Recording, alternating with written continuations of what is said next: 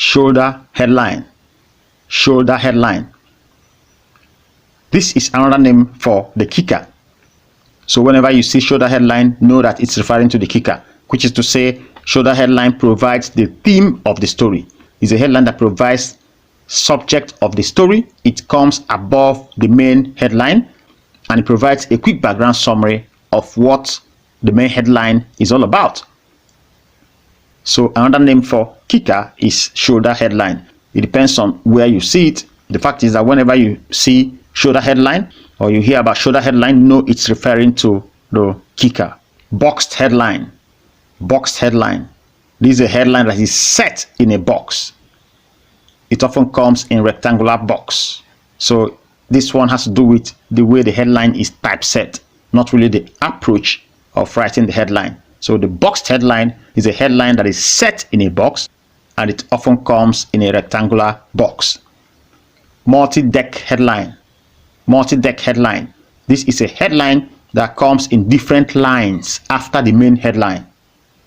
It could be flush left, flush right, pyramid, inverted pyramid, or hanging indent. The fact is that the deck of a headline refers to the riders that come after the main headline. That is the extra lines that come after the main headline to add to the content of the headline, but not necessarily overloading the main headline.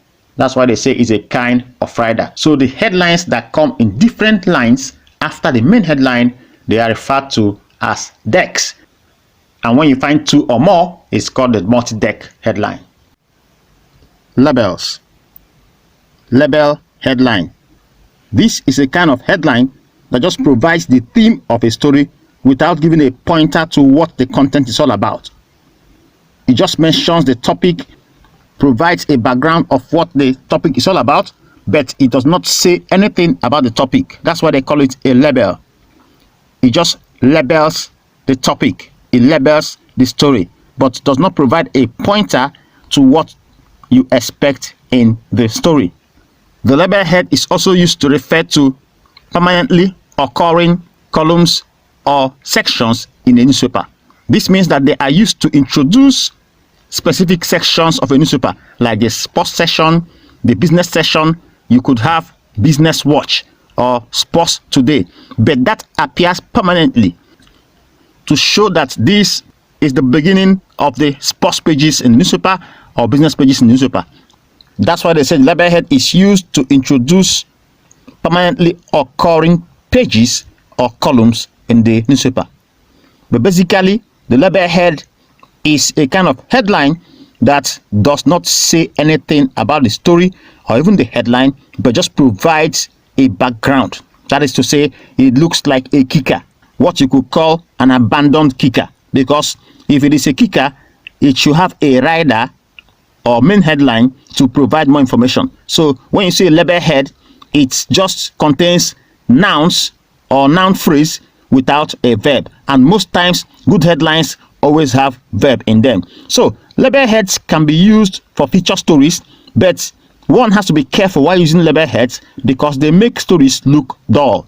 That's why you have to be careful when using them. You need to make them a bit creative. So if you look at the examples we have here, you will understand that there may be need to make a letterhead more creative to make readers want to read the story.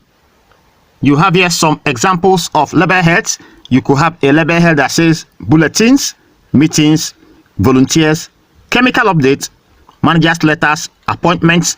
That is to say, these headlines provide a background of what you will expect, but they look dull. They won't give you a pointer to what to expect in the story. For instance, under meetings, you could find stories about the kind of meetings that are going to be held or meetings that were held in a particular company, where they say managers' letters. You could find things like letters to the manager or letters to the editor, depending on the kind of newspaper or magazine you're talking about. You have disposable air cleaners. Now, these examples look like they are for adverts, but you know, they are for stories. So that's why we say you have to be careful with letterheads because they could make your story look boring. You can see that you could even make letterheads even better. For instance, here you see, instead of charity collection for flood victims, you could have a headline that says help flood victims get back to life. It is still a headline for a feature story, but it is not that dull. So when using label heads, you need to be careful. Here you can see pensioners' tears and troubles. That's a headline for a feature story talking about pensioners and what they pass through. But you can have it this way: pensioners' tears over government neglect, or treat pensioners like human beings. So you see, the essence is that when the reader sees the headline will arouse the curiosity of the reader to read the other parts of the story. And most times, if label heads are wrongly structured, they won't do that. They will make the story look dull. So you need to be careful when using label heads. Eyebrow headline. There are times you see a short headline in smaller type which is often underlined and appears above the main deck of the headline or above the main headline. That kind of headline is called the eyebrow. So the eyebrow is also called a teaser, a highline, or strap, depending on how the newspaper wants to use it or depending on the name that is being used. So we have said the eyebrow is a kind of short line headline in smaller type which is underlined and it appears above the main headline. Overline headline. Overline headline. This appears above the main headline. It's also called the strap line. It elaborates on the main headline. So you see it's a kind of kicker. The overline headline is a kind of kicker. It appears above the main headline. It's also called the strap line. It appears like a strap across the main headline. Streamer. Streamer. So the streamer is a kind of headline that runs across the top of all of the columns in the inner pages of a newspaper. Side head. The side head comes as a subheadline within a story. You find some stories that use subheadlines to explain different lines of thought or different sub-themes within the same story. Some straight news reports break down the entire account into segments using side head. These are small subsidiary headlines in the body of the story, always set left instead of at the center. If it is set in the center, it is called the crosshead, and we defined crosshead earlier. Dropline headline. Dropline headline, also called the step line headline. This is a pattern of headline where the first line is flushed left while the second line is indented. It may consist of 2 or 3 lines and sometimes 4 lines of types of the same length, but the first line is flushed left, the second line centered, and the third line is flushed right to give a diagonal shape. Each line which is of equal length with others in the lower line is indented, a consistent number of spaces more than the one above. This could be used for both feature story and the straight news report. Literary allusion headline.